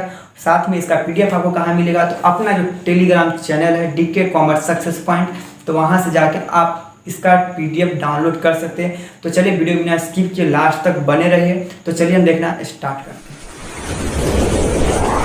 Subscribe now and press the bell icon. Never miss an तो चलिए हम समझना स्टार्ट करते हैं चैप्टर 3 जो मेरा गुडविल है। अब इसको देखेंगे, इससे पहले हम एनपीओ देख चुके हैं एंड पार्टनरशिप फॉर्म कंप्लीट हो चुका है, एमसीक्यू एंड सब्जेक्टिव दोनों क्वेश्चन ही कंप्लीटेड है। तो अब टाइम क्या है, अब गुडविल देखने का। चलो तो गुडविल हम देखते हैं। तो सबसे पहले हम ये समझ लें कि ख्याति क्या है। तो ख्याति जो है एक अमूर्त संपत्ति है, अदृश्य संपत्ति है, लेकिन ये मूल्यवान है। ऐसा नहीं अमूल्य अदृश्य संपत्ति तो इसका वैल्यू नहीं, ये बहुत ही मूल्यवान संपत्ति है। तो चलिए हम एमसीक्यू क्वेश्चन देखेंगे और उसके पश्चात हम सब्जेक्टिव क्वेश्चन देखेंगे। तो सबसे पहले जैसा कि पहले होता है वेरी इंपॉर्टेंट जो क्वेश्चन होगा वही क्वेश्चन सब इसमें रहेगा। तो मेरा जो क्वेश्चन है, फर्स्ट क्वेश्चन है कि वास्तविक लाभ के सामान्य लाभ पर अधिक है। जो वास्तविक लाभ है उसके सामान्य लाभ पर अधिक क्या है, तो इसका जो राइट आंसर होगा ना बाबू, बी होगा, super profit is the right answer.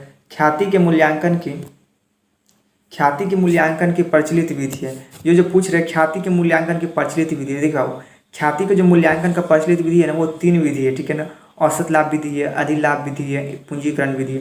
जो तीनों जो देख रहे हैं इसका जो राइट आंसर होगा ना बाबू, इनमें से सभी इज द राइट आंसर। चलिए ख्याति, मेरा ख्याति संपत्ति है, ये जो पूछ रहा है आपको पहले बता चुके ख्याति क्या है, जो एक अदृश्य और अमूर्त संपत्ति है। तो क्या हो जाएगा, ख्याति जो है एक इंटेंजिबल एसेट्स है, very important. 18, 20, 21 continuous, very important है ये सारे क्वेश्चन। ये चैप्टर हम मैं बोलूँ तो पूरे आपके जितना चैप्टर अकाउंटेंसी में सब इजी यही चैप्टर है। चलिए क्वेश्चन नंबर मेरा 5 कहाँ गया, 5 जो होगा मेरा। चलिए आप लोग अच्छा से प्रिपरेशन कीजिए, कहीं कुछ दिक्कत है, कहीं कुछ प्रॉब्लम तो डायरेक्ट आप कमेंट कीजिए और मेरा हेल्प होगा, जहाँ जो मैं हेल्प कर सकता हूँ वो सारा हेल्प करूँगा। ख्याति है, सेम वही क्वेश्चन रिपीटेड है। ख्याति क्या है, तो ख्याति जो है ना एक अदृश्य संपत्ति है, इनविजुअल एसेट्स है। पिछले 3 वर्षों का लाभ। तो देखिए ये जो क्वेश्चन है इसको सोल्यूशन करेंगे और काफ़ी वीडियो लॉन्ग बन जाएगा, और मैं चाहता नहीं वीडियो लॉन्ग बने। पीडीएफ तो इसका आप लोगों को मिलेगा ही आराम से। तो वैसे जो इसका राइट आंसर जो होगा ना बाबू, D is the right answer होगा। चलिए ये भी क्वेश्चन सोल्यूशन वाला है तो इसमें भी टाइम लगेगा। तो इसका जवाब राइट आंसर होगा ना 1 lakh is the right answer होगा। और ये जो है ना विगत 3 वर्षों के इतना है ख्याति है, तो इसका राइट आंसर 8 का राइट आंसर क्या होना चाहिए, तो 8 का जवाब राइट आंसर होगा ना वो 84,000 आएगा इसका आंसर। चलिए औसत लाभ के औसत लाभ आधार के अंतर्गत ख्याति की गणना की जाती है। जो आपका औसत लाभ है ना उसके अंतर्गत जो ख्याति की गणना की जाती है ना, वो गणना किस प्रकार से की जाती है, क्वेश्चन में यही आपसे पूछ रहा है। अगर पता है तो आप इसका जल्दी से आंसर कमेंट करके बताइए कि इसका आंसर जो होगा ना बाबू क्या होगा। तो इसका जो आंसर होगा ए इज द राइट आंसर, खरीदे गए वर्षों की संख्या इंटू औसत लाभ। चलिए क्वेश्चन नंबर 10 देखते हैं। क्वेश्चन नंबर 10 है मेरा, अधिलाभ के आधार के अंतर्गत ख्याति की गणना की जाती है। अब ये जो अधिलाभ है ना इसके अंदर ख्याति की जो गणना की जाती है ना वो किस प्रकार से की जाती है, तो इसका जो राइट आंसर होगा ना बाबू वो 10 का राइट आंसर होगा बी, खरीदे गए वर्षों की संख्या इंटू अधिलाभ। चलिए क्वेश्चन नंबर 11 मेरा, डैश की प्रकृति की क्षमता निम्न होती है। देखिए आपको पहले बता दें कस्टमर की जो प्रवृत्ति है वो नेचर होती है ना, वो 3 टाइप्स होता है। कौन कौन होता है, चूहे का होता है, नहीं 4 टाइप्स होता है। चूहे होता है, बिल्ली होता है, खरगोश होता है एंड डॉग होता है। ये किसका, ये एक कस्टमर को नेचर का रिलेट करता है। तो ये कस्टमर का नेचर कैसा कैसे सभी प्रकार का नेचर होता है, लेकिन जो पूछ रहा है सबसे मिनिमम जो रहता है कम डैश की प्रकृति ख्याति की क्षमता निम्न होती है, यानी कि सबसे लो होती है। तो ये जो है ना बाबू खरगोश की जो प्रकृति है ना इसलिए इसका बहुत कम होता है। खरगोश का क्या है बाबू, आज आपके एरिया में कुछ खाया है ना, तो दूसरे दिन वो किसी और के एरिया में मिलेगा। ठीक है, डॉग है तो डॉग अगर आपके एरिया में कुछ खाया है तो हमेशा आपके एरिया में, चूहे भी आप ही के एरिया में, बिल्ली भी आप ही के, बट खरगोश जो है ना वो एक एरिया में नहीं रहता है। ठीक है, चलिए सेकेंड है, सेकेंड नहीं 13 है, ख्याति डैश संपत्ति है। तो ख्याति क्या है ना वो पहले बता चुके हैं, ये क्या अदृश्य संपत्ति और ये मूल्यवान संपत्ति है। तो राइट आंसर क्या होगा, इसका answer D is the right answer. अधिलाभ से आप क्या समझते हैं? ये जो बोलते हैं ना सुपर प्रॉफिट, ये सुपर प्रॉफिट से मतलब ना क्या है, इसका क्या तात्पर्य है? अगर पता तो जल्दी से कमेंट करके बता दीजिए इसका आंसर क्या होना चाहिए। तो इसका जो आंसर होना चाहिए अधिलाभ से आप क्या समझते थे? औसत लाभ माइनस सामान्य लाभ is the right answer, B is the right answer. चलिए, व्यवसाय के प्रसिद्धि मौद्रिक मूल्य को कहते हैं। व्यवसाय का जो फेमस है, जो प्रसिद्धि है, जो नाम का काफ़ी फेमस है, उसी को हम क्या बोलते हैं? उसी को बोलते हैं हम गुडविल, ख्याति बोलते हैं। ठीक है, चलिए क्वेश्चन नंबर 16 है मेरा, डैश की प्रकृति ख्याति का उच्च स्तर है। पहले बता चुके ये डॉगी का जो है ना बाबू, डॉगी वाला जो नेचर है ना, इसका जो है ना लेवल बहुत ज़्यादा ही रहता है। क्योंकि देखिए अगर आप डॉगी को एक टाइम बिस्किट खिला दिए ना, एक टाइम कुछ खिला दिए ना, तो आपके पीछे रहेगा और आपके घर पे ही रहेगा या आपके एरिया में रहेगा और आपसे जल्दी दूर नहीं होगा। इसी तरह कस्टमर भी होता है। अगर कस्टमर को आपसे अच्छा संबंध हो गया तो कस्टमर आप कभी कभी उसको ख़राब सामान भी दे दीजिए, गड़बड़ सामान भी दे दीजिए, वो फिर भी आपके पास ही पहुंचेगा। इसीलिए हम बोलते हैं कि सबसे ज़्यादा हायर लेवल की जो था ना डॉग नेचर की, जो डॉग का नेचर काफ़ी अच्छा होता है, जिसकी वजह से डॉग को हम लिए हैं। चलिए अब क्वेश्चन नंबर 17 है कि ख्याति इस संभावना के अतिरिक्त और कुछ नहीं है कि पुराने ग्राहक पुराने स्थान को ही चुनते। वाकई में ये 100% सही है। अगर आप किसी एक दुकान से चावल खरीदे या पेन खरीदे या मार्कर खरीदे तो ऑब्वियसली कि आप बार बार उसी दुकान में जाइएगा, किसी नया दुकान के साथ ट्राई नहीं कीजिएगा। तो यही पूछ रहे इस डिफिनेशन में कि ख्याति इस संभावना के अतिरिक्त और कुछ नहीं है कि पुराने ग्राहक पुराने स्थान को ही चुनते हैं। वेरी एकदम 100% ये अटल सत्य वाली जो बात होती है ना, ये वही अटल सत्य वाली बात है। तो ये जो है ना कौन कहा था? तो लॉर्ड एल्डन जो है ना यही कहे थे, जो कस्टमर होता है वो किसी एक दुकान में चलेगा तो बार बार उसी दुकान में ही जाएगा। चलिए क्वेश्चन नंबर हम 18 देखते हैं कि पूंजीकरण विधि के अंतर्गत ख्याति की गणना की जाती है। ये जो पूंजीकरण विधि है ना, इसके अंतर्गत ख्याति की गणना की जाती है ना, वो किस तरह से की जाती है? अगर आंसर आपको पता है तो जल्दी से कमेंट कर दीजिए कि इसका आंसर क्या होगा। इसका आंसर आप खुद कमेंट करके बताइए। लास्ट क्वेश्चन है MCQ का। चलिए अब क्वेश्चन नंबर मेरा सब्जेक्टिव है। अब ये पूछ रहा है कि ख्याति को प्रभावित करने वाले 3 घटक का नाम बताइए। जो ख्याति को प्रभावित करने वाला ना 3 घटक का नाम बहुत आसानी से बता सकते हैं कि 3 घटक कौन कौन है। तो देखिए पहला कि अनुकूल स्थान, ठीक है, दूसरा वांछित पूंजी कैपिटल रिक्वायर एंड प्रबंध कुशलता। ये जो तीनों है ना बहुत ही मायने रखता है ख्याति को गुडविल को प्रभावित करने में। ठीक है, एक आपका अच्छा स्थान है तो अच्छा गुडविल नहीं बन पाएगा, कैपिटल नहीं लगाएगा, पसंद आपका जो प्रबंधक होगा मैनेजर होगा ना वो अच्छा नहीं होगा, तो आप कभी भी कितना भी कुछ कर ले आप एक अच्छा गुडविल आप अपना नहीं बना सकते। देखिए ख्याति की 2 विशेषता बताएं। तो आपको वैसे पहले बता चुके ख्याति की कई सारी विशेषता है। यह ख्याति जो एक अदृश्य संपत्ति है, ठीक है, मूल्यवान संपत्ति है, यह अधिक लाभ अर्जन करने में सहायता होती है, ये सारे हैं। अब ये पूछ रहे हैं कि ख्याति क्या है, इसके विभिन्न प्रकृति का उल्लेख करें।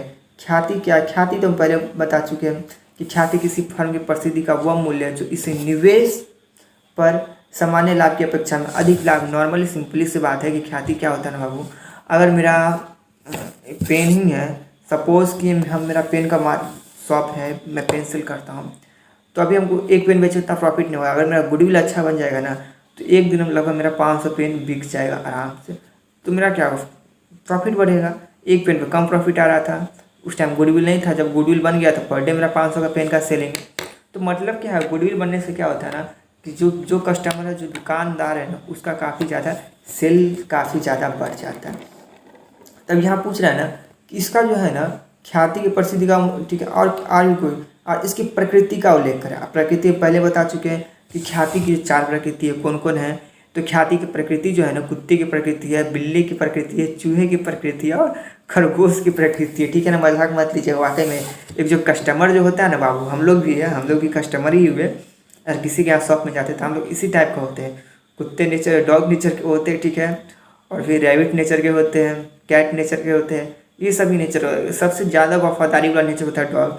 जिस तरीके से हम लोग पालतू जानवर में भी डॉग को सबसे वफादार जानवर मानते हैं, इसलिए कोई कोई कस्टमर भी होता है जो बहुत ही ज़्यादा वफादार होता है, चाहे वो कितना भी ख़राब सामान क्यों ना दे दिए, बट कस्टमर को अच्छा ही लगता है कि नहीं मेरा वही शॉप वाले अच्छे। चलिए नेक्स्ट क्वेश्चन अपना देखते हैं।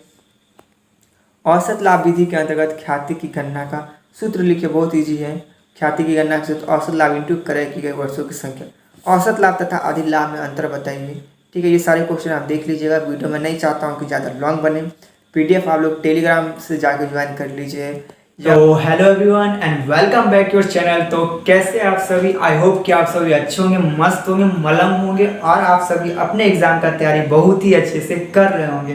तो अभी का जो हमारा वीडियो होने वाला है क्लास 12 का अकाउंटेंसी के क्रैश कोर्स के अंदर, आज मेरा 4th क्लास होगा। आज हम चैप्टर 4 देखेंगे। इससे पहले गुडविल हो चुका है, पार्टनरशिप फॉर्म हो चुका है, एनपीओ हो चुका है। तो अभी जो देखेंगे हम चैप्टर 4 देखेंगे। इसके अंदर एमसीक्यू क्वेश्चन जो वेरी वेरी इंपॉर्टेंट है, जो बार बार हमारे बोर्ड एग्जाम में रिपीटेड है, इस जो क्वेश्चन बैंक में है अभी तक जितने, यानी कि 2009 से लेकर अभी तक जितने बार भी क्वेश्चन रिपीट किया है चैप्टर 4 से, जो क्वेश्चन सब है वो सारा क्वेश्चन है जो वेरी इंपॉर्टेंट होगा, वो सारे क्वेश्चन रहेंगे। साथ में इसका सब्जेक्टिव वाला भी जितना वेरी वेरी इंपॉर्टेंट है वो सारा क्वेश्चन रहेगा। और इसका पीडीएफ भी अपने टेलीग्राम ग्रुप पे मिल जाएगा। टेलीग्राम ग्रुप का क्या नाम है, अपना जो चैनल का नाम है डीके कॉमर्स सक्सेस पॉइंट। तो वहाँ से जाकर फ्री में पीडीएफ डाउनलोड कर सकते हो। एकमात्र यूट्यूब चैनल है जो फ्री में पीडीएफ प्रोवाइड करते हैं विदाउट एनी कोई कॉस्ट या एनी चार्ज। तो चलिए हम देखना स्टार्ट।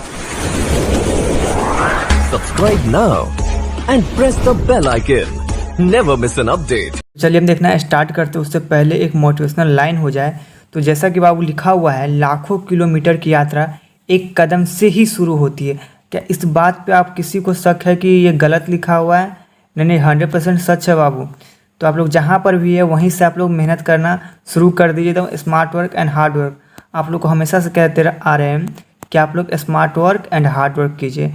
तो इससे पहले चैप्टर 3 जो गुडविल है ये कंप्लीट हो चुका और इसका पीडीएफ भी अपने टेलीग्राम चैनल पे अपलोड है। तो अभी जो हम देखेंगे ना चैप्टर 4 देखेंगे, जो मेरा चैप्टर 4 है साझेदारी का पुनर्गठन, ठीक है। तो चलिए हम इसका सबसे पहले एमसीक्यू क्वेश्चन देखेंगे और जो वेरी वेरी इंपॉर्टेंट है, जैसा कि आप देख रहे हैं कितना इंपॉर्टेंट क्वेश्चन है। इसके अंदर सिर्फ इंपॉर्टेंट क्वेश्चन ही कराएंगे, एमसीक्यू भी रहेगा, सब्जेक्टिव भी रहेगा। तो चलिए हम सबसे पहले क्वेश्चन नंबर 1 देखते हैं कि मेरा क्वेश्चन नंबर 1 क्या है और इसका आप आंसर बताइएगा। साझेदारी फर्म के पुनर्गठन पर संपत्ति के मूल्य में वृद्धि का परिणाम। जब भी साझेदारी फर्म का पुनर्गठन होता है उसमें संपत्ति के मूल्य में वृद्धि का क्या परिणाम है। वर्तमान देखिए वेरी इंपॉर्टेंट है। वर्तमान साझेदार को लाभ होता है, वर्तमान साझेदार को हानि होता है, वर्तमान साझेदार लाभ ना हानि, या इनमें से कोई नहीं। तो इसका राइट आंसर जो होगा ना बाबू क्या होता है, वर्तमान साझेदार को लाभ होता है। चलिए क्वेश्चन नंबर 2 है मेरा, साझेदारी अनुबंध में परिवर्तन का परिणाम है। साझेदारी अनुबंध में परिवर्तन का परिणाम, ये क्वेश्चन ये कर रहा है कि साझेदारी अनुबंध में जो परिवर्तन होता है किस कारण से होता है और क्यों होता है। तो फर्म का पुनर्गठन से, और भी ऑप्शन देख लेते हैं कि और भी ऑप्शन तो नहीं हो सकता है। फर्म का समापन से, तो इसका जो राइट आंसर होगा ना बाबू 2 का, वो होगा फर्म का पुनर्गठन। जब भी फर्म का पुनर्गठन होता है तो फर्म का जो अनुबंध रहता है, जो समझौता रहता है, उसमें परिवर्तन हो जाता है। देखिए कितना इंपॉर्टेंट है, इसका एक एक क्वेश्चन इंपॉर्टेंट होगा, इसलिए वीडियो को आप जरा सा भी स्किप मत कीजिए। चलिए लाभ प्राप्ति अनुपात है, यहाँ पूछ रहा है गेनिंग रेशियो है क्या, नया अनुपात। जो गेनिंग रेशियो है ना बाबू, new ratio minus old ratio, इसका जो आंसर होगा 3 का A is the right answer. पुराने साझेदार का त्याग बराबर होता है, तो पुराने साझेदार का त्याग बराबर होता है बाबू old ratio minus new ratio, पुराना अनुपात माइनस नया अनुपात होगा। तो चलिए क्वेश्चन नंबर 5 देखते हैं कि पुनर्मूल्यांकन खाते में क्रेडिट पक्ष के डेबिट पक्ष पर आधिक्य को कहते हैं। तो क्रेडिट पक्ष के डेबिट पक्ष पर आधिक्य को कहते हैं रियलाइजेशन अकाउंट में। पहले हम इसका ऑप्शन देख ले, उसके बाद अपना मन से कुछ भी तुक्का नहीं लगाना है। हम लोग को जो भी लगाना है सोच समझ कर लगाना है। तो जब भी ऐसा कंडीशन होगा बाबू तब उस कंडीशन में हमेशा प्रॉफिट ही होगा। चलिए क्वेश्चन नंबर 6 है मेरा कि 3 साझेदार का बराबर लाभ अनुपात क्या होगा। अब सिंपली बात है बाबू, जब इक्वली का बात हो रहा है तो 1/3 1/3 1/3 क्वेश्चन तो ज़्यादा सोचने वाले ही नहीं और वेरी इंपॉर्टेंट है, 2020 में पूछा हुआ क्वेश्चन है। चलिए क्वेश्चन नंबर 7 अब देखते हैं। ए, बी और सी एक फॉर्म में साझेदार है। डी यदि डी नए साझेदार के रूप में प्रवेश करता है तो इस कंडीशन में कौन सा समस्या विद्यमान उत्पन्न होगा। तो पहले हम सबसे पहले ऑप्शन देखेंगे, पुराने फर्म का विघटन होगा, पुरानी फर्म तथा पुराने साझेदार का विघटन होगा, पुराने साझेदारी पुनर्गठित होगा या इनमें से कोई नहीं। तो आपको थोड़ा सा क्वेश्चन पकड़िए तो क्या आ रहा है, तो इसका जो राइट आंसर होगा ना वो सी होगा, पुराने साझेदार पुनर्गठित होगा, खत्म थोड़ी होगा, समाप्त थोड़ी होगा, जो है उसी को फिर से सुधारा जाएगा। सामान्य संचय खाता हमेशा दर्शाता है, जो सामान्य संचय खाता जो है ना हमेशा ये क्रेडिट बैलेंस ही दिखाता है। B is the 100% right answer. चलिए, वर्तमान साझेदार के लाभ विभाजन अनुपात में परिवर्तन से होता है। वर्तमान साझेदार के लाभ विभाजन अनुपात में परिवर्तन से क्या होता है। फर्म का पुनर्मूल्यांकन होता है, फर्म का पुनर्गठन होता है, फर्म का समापन होता है या इनमें से कोई नहीं। तो अब इसका जो राइट आंसर होगा ना फर्म का पुनर्गठन होगा, रिकंस्टिट्यूशन ऑफ पार्टनरशिप। साझेदारी फर्म के पुनर्गठन पर अलिखित संपत्ति का लेखा करने पर होगा। जब साझेदारी फर्म के पुनर्गठन पर अलिखित संपत्ति का लेखा करने पर क्या होगा, वर्तमान साझेदार को लाभ होगा, वर्तमान साझेदार को हानि, वर्तमान साझेदार को न लाभ न हानि। तो इनमें से कोई नहीं होगा, सी भी नहीं होगा, बी भी नहीं होगा, तो क्या होना चाहिए, ए होगा 100%। अब यहाँ पूछ रहा है कि त्याग अनुपात बराबर क्या होता है। सब्जेक्टिव भी रह सकता है और ऑब्जेक्टिव में भी रह सकता है। तो त्याग अनुपात बराबर होता है new ratio minus old ratio is a right answer. चलिए क्वेश्चन नंबर 12 है, पुनर्मूल्यांकन खाता या लाभ हानि समायोजन खाता क्या है। तो अभी वेरी इंपॉर्टेंट है, आपको ये पूछेगा ही, हर हाल में ये क्वेश्चन पूछेगा। तो ये जो होगा ना इसका राइट आंसर होगा ना, ये नॉमिनल अकाउंट है। यूटिलाइजेशन अकाउंट किस प्रकार का खाता है, तो नॉमिनल अकाउंट है। क्वेश्चन नंबर 14 देखते हैं, नेक्स्ट पेज पे है 13। साझेदार के प्रवेश पर पुराने चिट्ठी में दर्शाए गए हस्तांतरित करेंगे। तो ये जो है बाबू हस्तांतरित होगा ना नए साझेदार के पूंजी खाते में या सभी साझेदार के पूंजी खाते में। तो ये जो हस्तांतरण होगा पुराने साझेदार के पूंजी खाते में, क्योंकि मामला पुराना साझेदार का है ना, नया साझेदार इसमें कैसे शामिल हो सकता है, वर्तमान साझेदार के लाभ विभाजन अनुपात में परिवर्तन से होता है।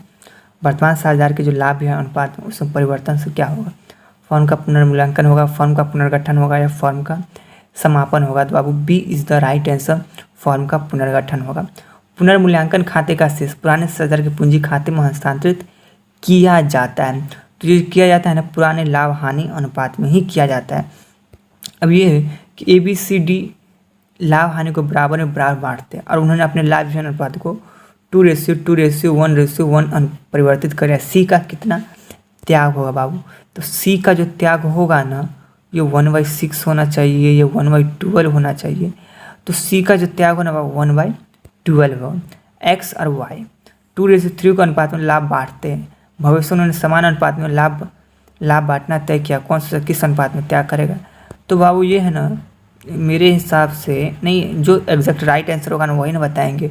मेरे हिसाब तेरे हिसाब यहाँ नहीं चलता है, यहाँ राइट आंसर 100% चलता। तो वाई जो है ना त्याग करेगा 1/10 करेगा। चलिए, साझेदारी समझौता में परिवर्तन से होता है, बहुत ही वेरी इजी क्वेश्चन है। तो साझेदार के मध्य संबंध बदल जाते हैं, ये नहीं, इसमें कोई भी ऐसा क्वेश्चन नहीं जो आपको रटने का जरूरत है, जबरदस्ती याद करना, सारा कॉन्सेप्चुअल क्वेश्चन है। एक्स तथा वाई लाभ व हानि को 3:2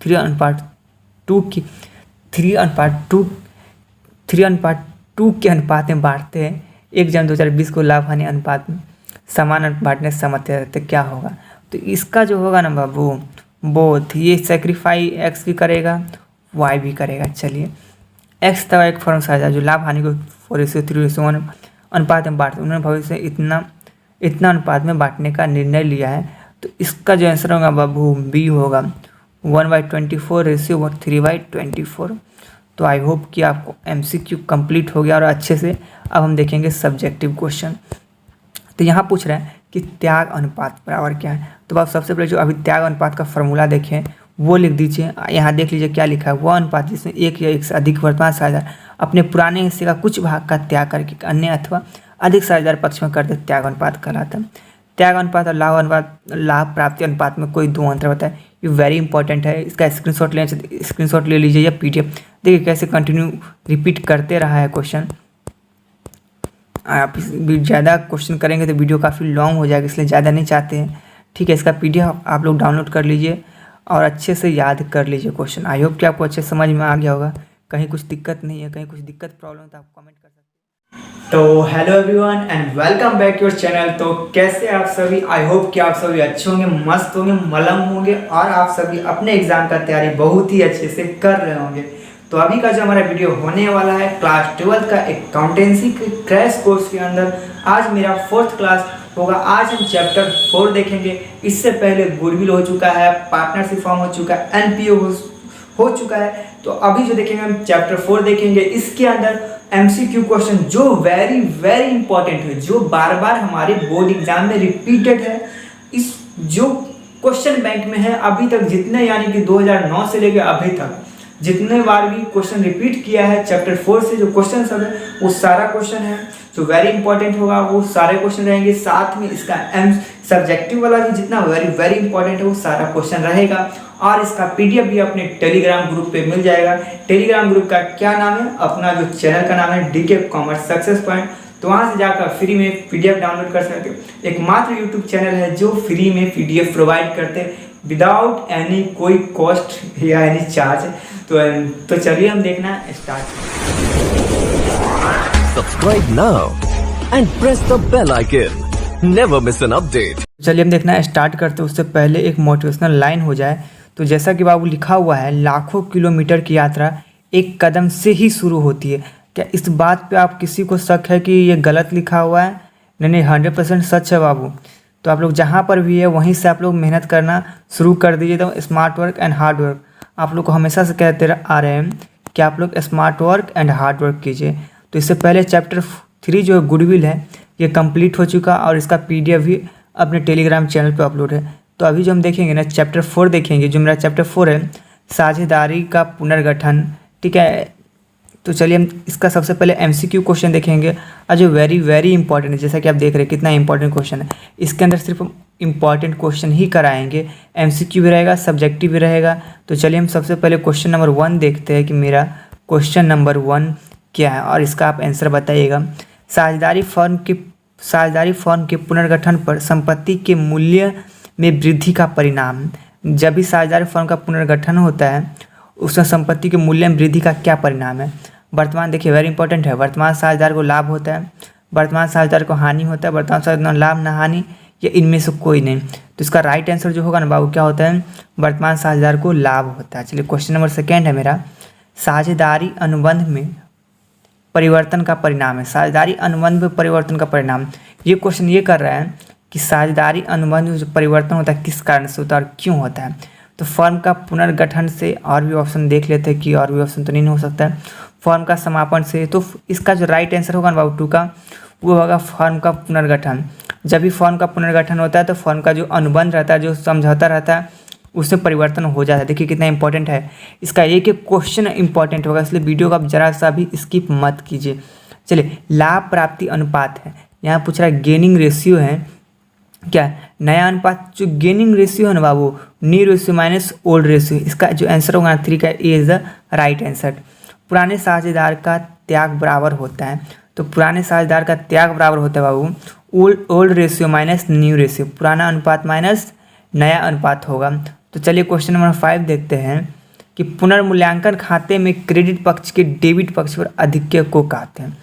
तो क्रेडिट पक्ष के डेबिट पक्ष पर आधिक्य को कहते हैं रियलाइजेशन अकाउंट में। पहले हम इसका ऑप्शन देख ले, उसके बाद अपना मन से कुछ भी तुक्का नहीं लगाना है। हम लोग को जो भी लगाना है सोच समझ कर लगाना है। तो जब भी ऐसा कंडीशन होगा बाबू तब उस कंडीशन में हमेशा प्रॉफिट ही होगा। चलिए क्वेश्चन नंबर 6 है मेरा कि तीन साझेदार का बराबर लाभ अनुपात क्या होगा। अब सिंपली बात है बाबू, जब इक्वली का बात हो रहा है तो 1/3 1/3 1/3 क्वेश्चन तो ज़्यादा सोचने वाले ही नहीं और वेरी इंपॉर्टेंट है, 2020 में पूछा हुआ क्वेश्चन है। चलिए क्वेश्चन नंबर 7 अब देखते हैं। A, B और C एक फर्म में साझेदार है। D यदि D नए साझेदार के रूप में प्रवेश करता है तो इस कंडीशन में कौन सा समस्या विद्यमान उत्पन्न होगा। तो पहले हम सबसे पहले ऑप्शन देखेंगे। पुराने फर्म का विघटन होगा, पुरानी फर्म तथा पुराने साझेदार का विघटन होगा, पुराने साझेदारी पुनर्गठित होगा, या इनमें से कोई नहीं। तो आपको थोड़ा सा क्वेश्चन पकड़िए तो क्या आ रहा है, तो इसका जो राइट आंसर होगा ना वो सी होगा, पुराने साझेदार पुनर्गठित होगा। खत्म थोड़ी होगा, समाप्त थोड़ी होगा, जो उसी को फिर से सुधारा जाएगा। सामान्य संचय खाता हमेशा दर्शाता है, जो सामान्य संचय खाता जो है ना हमेशा ये क्रेडिट बैलेंस ही दिखाता है। B is the 100% right answer. चलिए, वर्तमान साझेदार के लाभ विभाजन अनुपात में परिवर्तन से होता है। वर्तमान साझेदार के लाभ विभाजन अनुपात में परिवर्तन से क्या होता है? फर्म का पुनर्मूल्यांकन होता है, फर्म का पुनर्गठन होता है, फर्म का समापन होता है, या इनमें से कोई नहीं। तो अब इसका जो राइट आंसर होगा ना फर्म का पुनर्गठन होगा, रिकॉन्स्टिट्यूशन ऑफ पार्टनरशिप। साझेदारी फर्म के पुनर्गठन पर अलिखित संपत्ति का लेखा करने पर होगा। जब साझेदारी फर्म के पुनर्गठन पर अलिखित संपत्ति का लेखा करने पर क्या होगा? वर्तमान साझेदार को लाभ होगा, वर्तमान साझेदार को हानि, वर्तमान साझेदार को न लाभ न हानि। तो इनमें से कोई नहीं होगा, सी भी नहीं होगा, बी भी नहीं होगा, तो क्या होना चाहिए? ए होगा 100%। अब यहाँ पूछ रहा है कि त्याग अनुपात बराबर क्या होता है? सब्जेक्टिव भी रह सकता है और ऑब्जेक्टिव में भी रह सकता है। तो त्याग अनुपात बराबर होता है new ratio minus old ratio is the right answer. चलिए, क्वेश्चन नंबर 12 है, पुनर्मूल्यांकन खाता या लाभ हानि समायोजन खाता क्या है? तो अभी वेरी इंपॉर्टेंट है, आपको ये पूछेगा ही, हर हाल में ये क्वेश्चन पूछेगा। तो ये जो होगा ना इसका राइट आंसर होगा ना, ये नॉमिनल अकाउंट है। यूटिलाइजेशन अकाउंट किस प्रकार का खाता है? तो नॉमिनल अकाउंट है। क्वेश्चन नंबर 14 देखते हैं, नेक्स्ट पेज पे है 13। साझेदार के प्रवेश पर पुराने चिट्ठे में दर्शाए गए हस्तांतरित करेंगे। तो ये जो है बाबू हस्तांतरित होगा ना नए साझेदार के पूंजी खाते में या सभी साझेदार के पूंजी खाते में, तो ये जो हस्तांतरण होगा पुराने साझेदार के पूंजी खाते में, क्योंकि मामला पुराना साझेदार का ना, नया साझेदार इसमें कैसे शामिल हो सकता है? वर्तमान साझेदार के लाभ विभाजन अनुपात में परिवर्तन से होता है। वर्तमान साझेदार के जो लाभ विभाजन अनुपात में उसमें परिवर्तन से क्या होगा? फर्म का पुनर्मूल्यांकन होगा, फर्म का पुनर्गठन होगा, या फर्म का समापन होगा। तो बाबू B is the right answer, firm का पुनर्गठन होगा। पुनर्मूल्यांकन खाते का शेष पुराने साझेदार के पूंजी खाते में हस्तांतरित किया जाता है। तो ये किया जाता है ना पुराने लाभ हानि अनुपात में ही किया जाता है। अब ये है कि ABCD लाभ हानि को बराबर में बराबर बांटते हैं और उन्होंने अपने लाभ विभाजन अनुपात को 2:1:1 परिवर्तित कर। सी का कितना त्याग होगा बाबू? तो सी का जो त्याग होगा ना ये 1/6 होना चाहिए, ये 1/12 होना चाहिए। तो सी का जो त्याग होना 1/12 होगा। एक्स और वाई 2:3 के अनुपात में लाभ बांटते हैं। भविष्य उन्होंने समान अनुपात में लाभ बांटना तय किया, कौन सा किस अनुपात में त्याग करेगा? तो बाबू ये है ना मेरे हिसाब से नहीं, जो एग्जैक्ट राइट आंसर होगा ना वही ना बताएंगे। मेरे हिसाब तेरे हिसाब यहाँ नहीं चलता है, यहाँ राइट आंसर 100% चलता। तो वाई जो है ना त्याग करेगा 1/10 करेगा। चलिए, साझेदारी समझौता में परिवर्तन से होता है। बहुत ईजी, वेरी ईजी क्वेश्चन है। तो साझेदार के मध्य संबंध बदल जाते हैं, ये नहीं, इसमें कोई भी ऐसा क्वेश्चन नहीं जो आपको रटने का जरूरत है, जबरदस्ती याद करना। सारा कॉन्सेप्चुअल क्वेश्चन है। एक्स तथा वाई लाभ व हानि को 3:2 के अनुपात में बांटते हैं। 1/2020 को लाभ हानि अनुपात में समान बांटने से सहमत रहते क्या होगा? तो इसका जो होगा ना बाबू बोथ, ये सेक्रीफाई एक्स भी करेगा वाई भी करेगा। चलिए, एक्स तथा एक फर्म साझेदार जो लाभ हानि को 4:3:1 अनुपात में बांटते, उन्होंने भविष्य में इतना अनुपात में बांटने का निर्णय लिया है। तो इसका जो आंसर होगा बाबू बी होगा 1/24:3/24। तो आई होप कि आपको MCQ कंप्लीट हो गया और अच्छे से। अब हम देखेंगे सब्जेक्टिव क्वेश्चन। तो यहाँ पूछ रहे हैं कि त्याग अनुपात बराबर क्या है? तो आप सबसे पहले जो अभी त्याग अनुपात का फॉर्मूला देखें वो लिख दीजिए। यहाँ देख लीजिए क्या लिखा है, वह अनुपात जिसमें एक या एक से अधिक वर्तमान साझेदार अपने पुराने हिस्से का कुछ भाग का त्याग करके अन्य अथवा अधिक साझेदार पक्ष में करते त्याग अनुपात कहलाता है। त्याग अनुपात और लाभ प्राप्ति अनुपात में कोई दो अंतर होता है। ये वेरी इंपॉर्टेंट है, इसका स्क्रीनशॉट ले लीजिए या PDF। देखिए कैसे कंटिन्यू रिपीट करते रहा है question. Subscribe now and press the bell icon. Never miss an update.